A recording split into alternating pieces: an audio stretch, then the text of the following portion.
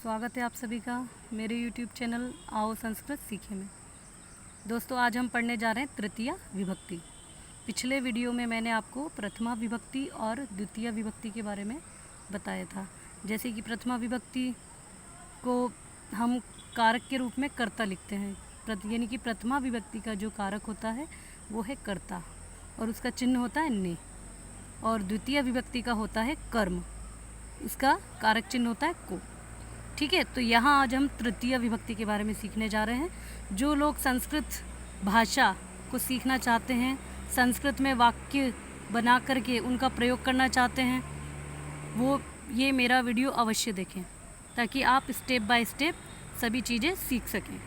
तो यहाँ तृतीय विभक्ति में मैं आज आपको बताने जा रही हूँ कि तृतीय विभक्ति का जो कारक होता है वो होता है करण और इसका चिन्ह होता है से, है ना, से होता है। यानी कि जब हम विभक्ति लिखते हैं, विभक्तियों का प्रयोग करते हैं, वाक्य निर्माण करते हैं विभक्ति के द्वारा, तो हमको सर्वप्रथम कारक चिन्ह याद होने चाहिए। तो प्रथमा विभक्ति में होता है कर्ता, द्वितीय में होता है कर्म और तृतीया में होता है करण और इसका चिन्ह होता है से।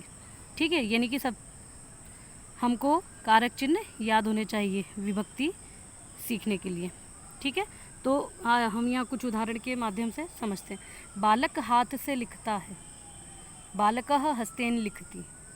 बालक हाथ से लिखता है, बालक हाथ से लिखता है, यानी कि किसके द्वारा लिख रहा है? हाथ के द्वारा लिख रहा है, यानी कि अपने हाथ का वो प्रयोग कर रहा है लिखने के लिए। तो जहाँ कार्य हमारा जिस माध्यम से पूरा होता है, हम वहाँ पर तृतीया विभक्ति का प्रयोग करते हैं। ठीक है, जैसे कि ये राम कार से कार्यालय जाता है, रामः कार्यानेन कार्यालयम गच्छति। राम क्योंकि एक वचन है इसीलिए क्रिया भी हमने एक वचन की लगाई है, तो रामः कार्यानेन कार्यालयम गच्छति। राम कार के द्वारा या कार से कार्यालय जाता है, यानी कि तृतीय विभक्ति में हम अपना जो कार्य जिस माध्यम से संपादित हो रहा है, हम उस माध्यम का यहाँ पर प्रयोग करते हैं से। ठीक है, से के रूप में। ठीक है, अब तीसरा वाक्य, वे सभी गिलास से पानी पीते हैं। वे सभी, तो यहाँ वे सभी शब्द क्या है? बहुवचन है। तो ते गिलास से पीते हैं तो चषकेन जलम पिबंती, यानी कि वे सभी गिलास से पानी पीते हैं, क्योंकि यहाँ ते शब्द क्या है? बहुवचन, इसीलिए हमने क्रिया भी बहुवचन की लगाई है। ठीक है, अब इसके आगे के कुछ और वाक्य हम देखते हैं। ठीक है, अब हम इनको एक वचन, द्विवचन, बहुवचन के रूप में इन्हीं वाक्यों को बनाएंगे और देखते हैं कि किस प्रकार से हम तृतीय विभक्ति का प्रयोग करके वाक्य निर्माण कर सकते हैं। और जो वाक्य निर्माण हम कर रहे हैं, ठीक है, उसमें कर्ता किस वचन में है, क्रिया को हमको कैसे लिखना है, ये तो सभी इतना तो सभी समझ गए हैं कि कर्ता एक वचन है तो क्रिया एक वचन होगी, कर्ता द्विवचन है तो क्रिया भी द्विवचन होगी, कर्ता बहुवचन है तो क्रिया भी बहुवचन होगी। तो देखते हैं हम यहाँ पर कुछ वाक्य देखते हैं। पहले, वह बालक साइकिल से स्कूल जाता है। वह बालक, तो वह बालक एक वचन है तो हमने लिया सह बालकः, सह बालकः। अब साइकिल से विद्यालय जा रहा है, तो साइकिल को हम कहते हैं संस्कृत में द्विचक्रिका। तो यहाँ द्विचक्रिका शब्द क्या है? आकारांत स्त्रीलिंग शब्द है। तो जब आकारांत स्त्रीलिंग शब्द का जब हम शब्द रूप लिखते हैं तो बनता है द्विचक्रिकया, एक वचन में, क्योंकि एक साइकिल की बात हो रही है इसलिए एक वचन में ही हम यहाँ पर प्रयोग करेंगे। ठीक है, साइकिल शब्द का हम प्रयोग यहाँ पर एक वचन में करेंगे तो बना हमारा वाक्य सह बालकः द्विचक्रिकया विद्यालयम गच्छति, यानी कि वह बालक साइकिल के द्वारा विद्यालय जाता है या साइकिल से विद्यालय जाता है। ठीक है, अब दूसरा वाक्य हमने इसी का द्विवचन बनाया है, वे दोनों बालक साइकिल से स्कूल जाते हैं, मतलब दो साइकिल की बात हो रही है और बालक भी कितने? दो है। ठीक है, यानी कि वे दोनों बालक अपनी अपनी साइकिल से विद्यालय जाते हैं, दो साइकिल से। तो वे दोनों के लिए हम प्रयोग करेंगे तऊ, बालक के लिए बालकौ, क्योंकि दो है, द्विवचन है इसलिए बालकौ। साइकिल के लिए भी हम जब हम इसका द्विवचन बनाते हैं शब्द रूप में, द्विचक्रिका का जब हम शब्द रूप लिखते हैं तो बनता है द्विचक्रिकाभ्याम, यानी कि दो साइकिल के द्वारा विद्यालय जाते हैं। तो द्विवचन है कर्ता, इसीलिए क्रिया भी द्विवचन की। ठीक है, अब इसी प्रकार तीसरा देखें, वे सभी बालक साइकिलों से स्कूल जाते हैं। अब यहाँ पर बहुवचन की बात हो गई, यानी कि साइकिल भी बहुवचन में है, कर्ता भी बहुवचन में। ठीक है, तो कर्ता अगर बहुवचन में तो क्रिया बहुवचन की, ठीक है। और साइकिल जो हमारा माध्यम है, स्कूल जाने का माध्यम जो है वो भी बहुवचन में है, तो उसको भी हम बहुवचन का ही शब्द रूप में, जो बहुवचन शब्द में जो हमारा शब्द रूप बनता है द्विचक्रिका का, उस शब्द का हम यहाँ पर प्रयोग करेंगे। तो पहले तो हम ये शब्द देखते हैं, वे सभी। वे सभी के हम क्या हम लिखते हैं? ते। बालक बहुत सारे हैं इसलिए बालकाः, बहुवचन का शब्द जोड़ दिया। साइकिलों से, तो द्विचक्रिका भी।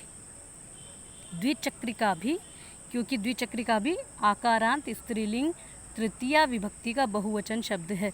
बच्चे कई बार कंफ्यूज हो जाते हैं, जैसे कि वो बालक का शब्द रूप याद कर लिया तो बालक के अनुसार ही दूसरे शब्द रूप भी उसी प्रकार प्रयोग कर देते हैं। लेकिन पहले हमको यहाँ देखना है कि जिस शब्द का हम तृतीया विभक्ति में को शब्द रूप हम लिख रहे हैं वो शब्द स्त्रीलिंग है, पुल्लिंग है, किस प्रकार का वो शब्द है। ठीक है, फिर हम यहाँ पर बनाएंगे। तो ये आकारांत स्त्रीलिंग शब्द है, इसलिए इसका तृतीय विभक्ति में बनता है द्विचक्रिकाभि। ते बालकाः द्विचक्रिकाभि विद्यालयं गच्छन्ति। वे सभी बालक साइकिलों के द्वारा विद्यालय जाते हैं। ठीक है, ये साइकिलों से स्कूल जाते हैं। इस प्रकार से हमने ये वाक्य बनाए हैं। कुछ और वाक्य हम देखते हैं। देखो यहाँ पर मैंने एक विशेषता लिखी है। वो विशेषता क्या है कि अंग विकार होने वाले वाक्यों को दर्शाने वाले वाक्यों में भी हम तृतीय विभक्ति का प्रयोग करते हैं। यानी कि जब हम कोई वाक्य बनाते हैं, जैसे कि हमने कहा कि रवि एक पैर से लंगड़ा है ना, या हमने कहा कि रोहन एक हाथ से, उसका एक हाथ खराब है ना, या रोहन एक आँख से काना है। इस प्रकार के जब हम वाक्य बनाते हैं, यानी कि हम किसी के शरीर में कोई अंग विकार है ना, वो किसी प्रकार से अपंग है, तो हम वहाँ पर उन वाक्यों में उसकी अपंगता को दर्शाने के लिए भी हम तृतीय विभक्ति का ही प्रयोग करते हैं उस शब्द में। ठीक है, ये हमको यहाँ पर समझना है। जैसे कि मैंने उदाहरण दिया, रोहन एक आँख से काना है। रोहन एक आँख से काना है, तो हम क्या लिखेंगे? रोहन तो एक ही है, तो रोहनः। नेत्रेण एक आँख से, तो नेत्रेण। कानः अस्ति, रोहन एक आँख से काना है। ठीक है, फिर दूसरा मैंने लिखा है, प्रकाश एक पैर से लंगड़ा है। प्रकाशः चरणेन पादेन खंजः अस्ति। प्रकाश एक पैर से लंगड़ा है, यानी कि एक पैर के लिए एक वचन का शब्द लिखेंगे हम, तो चरण को अगर हम बनाते हैं तो चरणेन। ठीक है, या पादः शब्द का भी हम प्रयोग कर सकते हैं, तो पादेन। ठीक है, तो इस प्रकार हमारा वाक्य बन गया, प्रकाशः चरणेन खंजः अस्ति। प्रकाश एक पैर से लंगड़ा है।